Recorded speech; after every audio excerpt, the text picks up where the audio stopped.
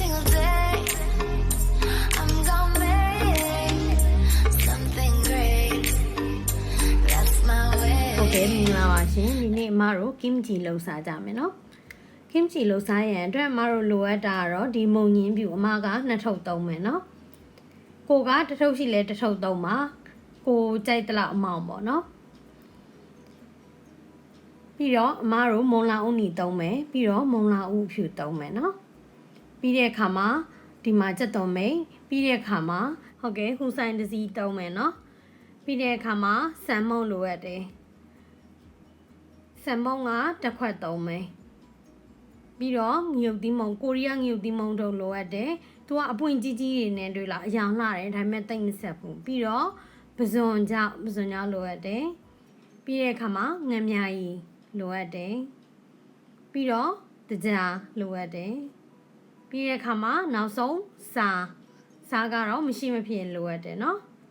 ဟုတ်ပြီပြီးတော့ညုတ်သီးအနှစ်ရအောင်လုပ်ရန်အတွက်ကြက်သွန်ပြူကြက်သွန်နီဂျင်းလက်နှစ်စစ်လိုအပ်တယ်ပထမဆုံးဒီမွန်ညင်းပြူကိုစပြီးလှီးမယ်တဝက်လှီးချမယ်နော်တဝက်တီတီလှီးမယ်ခွဲလိုက်မယ်လေးကိုဓားလေးနဲ့လှီးထုတ်လိုက်မယ်နော်ကိုကဒီမုံညင်းပြူကိုပေါ့နော်ကိုလိုချင်တဲ့ site ဒိုင်းလှီးလို့ရပါတယ်တချို့ကတော့တလက်မလောက်လေးအစတွေကလှီးပြီးတော့စားရည်စိန်ကြပါတယ်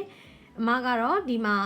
ပုံလှလှလေးလိုချင်တဲ့အတွက်ကြောင့်မလို့အမကဒီမှာနှစ်ချမ်းခွဲပြီးတော့သူ့ကိုစားရည်စိန်ပြီးတော့မှငရုတ်သီးပြန်လုပ်မယ်နော်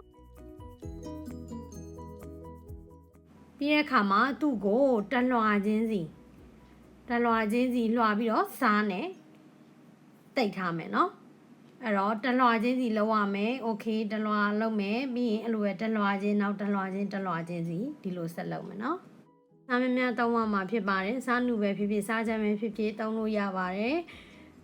အဲ့လိုစားမများနဲ့လုံးမသာဒီမုံညင်းပြူရွက်ထဲမှာရှိတဲ့အရေးတွေကသူကထွက်လာမယ်ထွက်လာပြီးတော့ကင်ဂျီလုပ်တဲ့ခါမှာသူကျွတ်ကျွတ်ကလေးဖြစ်နေမှာပေါ့နော်အဲ့တော့ဒီနောက်ပိုင်းမှာတော့အမတို့သူ့ကိုတနာရီ3ကဒီစားနဲ့လှိမ့်ပြီးတော့ပြစ်ထားရမယ်နော်အဲ့ဒါပထမတနာရီကြာပြီးတဲ့နောက်မှာအမသူ့ကိုတစ်ဖက်ကိုလှန်ပေးရမယ်နော်ဒုတိယတနာရီနောက်ပိုင်းမှာတော့အမတို့တစ်ဖက်ကိုထပ်ပြီးတော့လှန်ပေးရမယ်နော်ဒီမုံညင်းပြူလေးကတိတ်ပြီးတော့နည်းနည်းလေးကျုံလာတာကိုတွေ့ရမယ်နော်စားကြောင်သူကအရည်လေးတွေထွက်လာတာပေါ့နော်အဲ့လိုပဲနောက်တတိယတနာရီနောက်ပိုင်းမှာလည်းသူ့ကိုတစ်ဖက်ကိုလှန်ပေးရမယ်နော်3နာရီကြာပြီးရဲ့နောက်မှာဒီမုံညင်းပြူကိုအမတို့ရေဆေးရမယ်ရေကို3ခါဆေးရမယ်နော်နောက်ဆုံးရင်တစ်ခါဆေးပြီးရဲ့အခါမှာဒီမုံညင်းပြူကိုအမတို့ရှိတဲ့ရေကိုလက်လေးနဲ့အသားလေးဖြစ်ပြီးတော့ညှစ်ချလိုက်ရမယ်နော်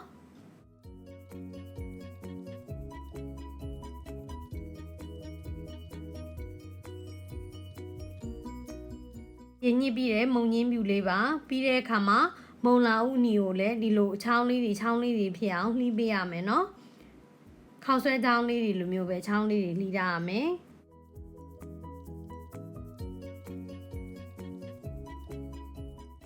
ပြီးတော့ဟိုဆိုင်တစ်စီးကိုလည်းဒီလိုမျိုးနုံလေးတွေသေးလေးတွေဆင်းထားရမယ်နော်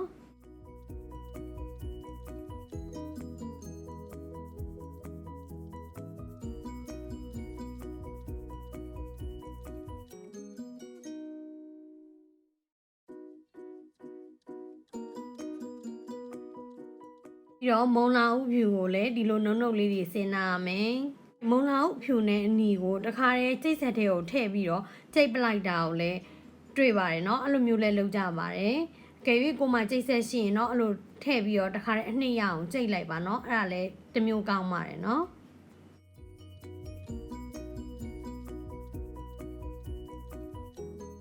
ဟုတ်ကဲ့ပါကျက်သွန်မိတ်လေးတွေကိုလည်းလှီးထားမှာဖြစ်ပါတယ်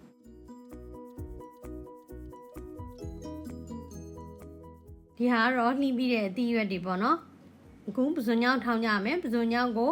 ရင်နွေးဖြောရတဲ့ပဇွန်ညောင်းကိုစပြီးတော့ထောင်းမယ်နော်ဒီလိုကျင်းညက်လာရင်ရပြီနော်အဲ့တော့ငမြရီကိုဒီခွက်ရဲ့တဝက်ထည့်တယ်နော်ကိုကစံချိန်ခွက်နဲ့ထည့်လို့ရပါတယ်နော်ပြီးတဲ့အခါမှာကြက်သွန်အနီမတို့စောနာကလှီးထားတဲ့ကြက်သွန်အနီလုံးကြီးတစ်လုံးမှထည့်ပါတယ် ပြီးတဲ့အခါမှာကြက်သွန်မြူက8မွှာလောက်ရှိတယ်အမထည့်ပါတယ်ပြီးတဲ့အခါမှာဂျင်းလည်း20လောက်ရှိတယ်အဲ့ဒါထည့်တယ်ထည့်ပြီးတော့ဒီဆက်နဲ့ကြေဝအောင်ကြေရမယ်ကိုကစုံနဲ့ကြေမွှအောင်ထောင်းလို့ရတယ်နော်ကျင်းညက်သွားရင်ရပြီနော်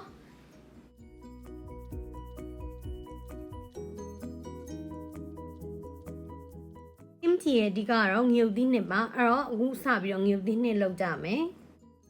ဟုတ်ပြီရေ2ခွက်ထည့်မယ်နော်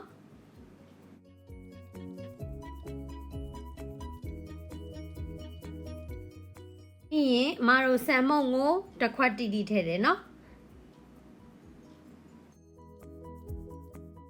တကြားကိုခွက်တစ်ဝက်ထည့်ပါတယ်အချို့ကတော့ကိုကြိုက်နေတဲ့လောက်ထည့်လို့ရပါတယ်เนาะအရန်ချိုသွားတော့လည်းစားမကောင်း kimchi อ่ะလေပြီးတော့သူ့ကိုအိုးတဲပြီးစက်မပြတ်မှွေပေးရမယ်เนาะဒီအိုးကိုထားသွားလို့မရပါဘူးအိုးကိုမှွေပေးရမယ်ရေလေးတွေပြစ်ခဲလာတဲ့အနေထားဖြစ်အောင်မှွေပေးရမယ်เนาะโอเคအခုဆိုရင်ဒီမှာပြစ်ကလေးတွေဖြစ်လာပြီเนาะအဲ့တော့ပြစ်ကလေးတွေဖြစ်လာရင်သူ့ကိုအေးခံရမယ်เนาะတနည်းအားဖြင့်တော့ဒါအမားတို့ရှိရဆိုရင်ထမင်းရေပုံစံမျိုးပေါ့เนาะထမင်းရေဒါပေမဲ့လို့အရန်ပြစ်တဲ့ထမင်းရေတစ်မျိုးပေါ့နော်သူ့ကိုအေးခံမယ်နော်ခဲအေးခံပြီးတော့ဒီလိုပုံစံရရှိလာပြီငရုတ်သီးမုန့်တစ်ခွက်ထည့်ပါတယ်အေးခံပြီးတဲ့ဒီ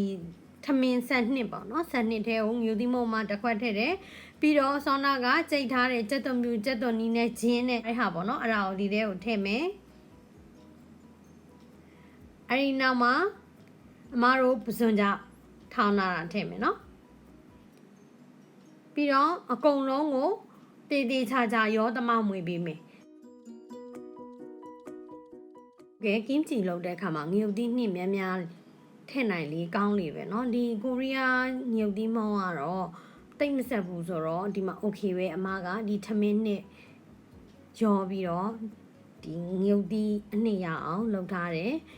များများလေးလုပ်ထားတယ်ပေါ့เนาะအကယ်၍နဲတယ်ဆိုရင်တော့ကိုရီးယားမုံညင်းပြူရဲ့စိမ့်နှံကိုရနေလိမ့်မယ်เนาะ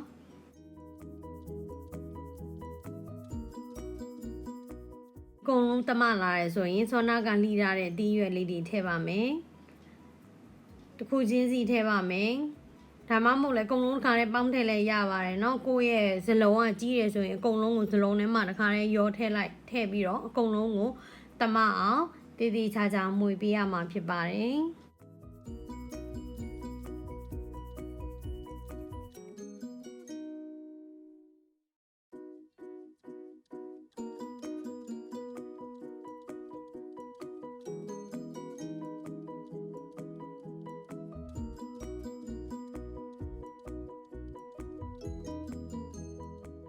ကဲဟုတ်ပြီအခု kimchi စားလုပ်ကြမယ်ဆောနာကမုံညင်းပြူရေးဆေးထားတဲ့ပေါ်ကိုလှုပ်ထားတဲ့အနှစ်ကလေးတွေတလွှာချင်းစီတိတ်ပြီးတော့ထည့်ပါ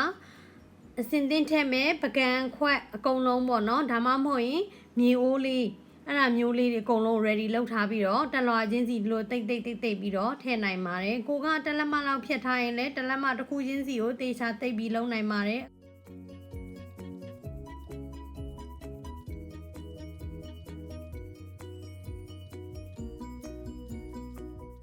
အခုဆိုရင်အမကပြီးသွားပြီဒီဟာလေးတွေကိုရေခဲတစ်တာထဲမှာတိမ်နာမယ်နော်